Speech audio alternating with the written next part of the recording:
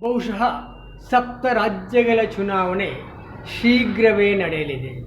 ಅಲ್ಲಿ ಬಿಜೆಪಿ ನೆಲಕಚ್ಚುವುದು ಖಚಿತ. ಅದಕ್ಕಾಗಿ ಮತ್ತೆ one nation one election gimmick ಆರಂಭಗೊಂಡಿದೆ.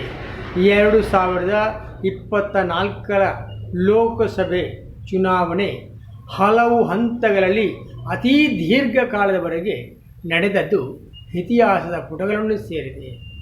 ಇಂತಹ ಸಂದರ್ಭದಲ್ಲಿ ಒಂದು ರಾಜ್ಯದ ಚುನಾವಣೆಯೇ ಹಲವು ಹಂತಗಳಲ್ಲಿ ನಡೆಯುತ್ತದೆ ಎಂದಾದಲ್ಲಿ ಮತ್ತು ಈ ದೇಶದ ಭೌಗೋಳಿಕ ವೈಪರೀತ್ಯದಿಂದ ಒಂದು ಚುನಾವಣೆ ಅಸಾಧ್ಯ. ಮೇಲಾಗಿ ಭಾರತದಲ್ಲಿ ಅಧ್ಯಕ್ಷೀಯ ಚುನಾವಣೆ ಅಲ್ಲ.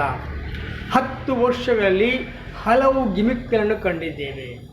अच्छे दिन आने वाला है. 70 साल में क्या किया, 56 इंच का ಛಾತಿ ಚಾಹಿಯೆ ಎಂದೆಲ್ಲ ಬೊಬ್ಬೆಯನ್ನು ನಾವು ಕೇಳಿದ್ದೇವೆ. ನೋಟ್ ಬ್ಯಾನ್ ಮಾಡಿದಿರಿ, GST ಹೇರಿದಿರಿ, ರುಪೀಸ್ ವ್ಯಾಲ್ಯೂ ಬಗ್ಗೆ ಮಾತನಾಡಿದಿರಿ, ಬೆಲೆ ಏರಿಕೆ ಬಗ್ಗೆ ಮಾತಾಡಿದಿರಿ, ರೈತರ ಬಗ್ಗೆ ಎಲ್ಲವೂ ಪ್ರಚಾರಕ್ಕೆ ಸೀಮಿತ ಎನ್ನುವುದು ಈಗ ಜನತೆಯ ಅಂಬೋಣ. ಅಬ್ ಕಿ ಬಾರ್ ಮೋದಿ ಸರ್ಕಾರ 5 ವರ್ಷ ಮುಗಿಯಿತು, ದೂಸರಿ ಬಾರ್ ಮೋದಿ ಸರ್ಕಾರ ಎಂದು ಹೇಳುತ್ತಾ ಮಗರ್ ಹುಯಿ ಬೇಕಾರ ಎಂದು ಜನತೆ ಮಾತನಾಡಿಕೊಳ್ಳುತ್ತಿದ್ದಾರೆ.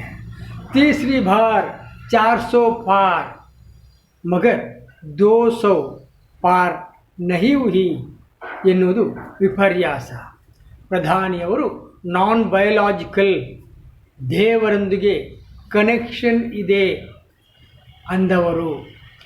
ರಾಮ ಮಂದಿರಕ್ಕೂ ಮೋದಿಗೂ ಸಾಮ್ಯವನ್ನು ಕಲ್ಪಿಸಿದ್ದೀರಿ, ಕೊನೆಗೆ ರಾಮನನ್ನೇ ನಿಂದಿಸಿದ್ದೀರಿ.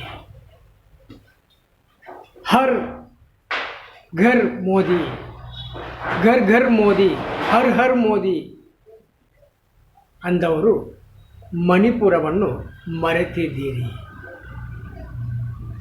ಹರ್ ಏಕೋ ಘರ್, ಘರ್ ಘರ್ ಮೇ ನಲ್, ನಲ್ ಮೇ ಝಲ್.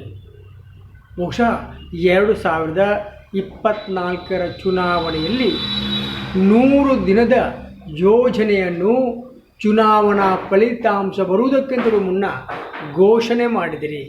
ಆದರೆ 100 ದಿನ ಕಳೆದರೂ ಕೂಡ ಯಾವುದೇ ಫಲಿತಾಂಶಗಳು ಹೊರಬೀಳುವ ಲಕ್ಷಣಗಳನ್ನು ಕಾಣುತ್ತಿಲ್ಲ.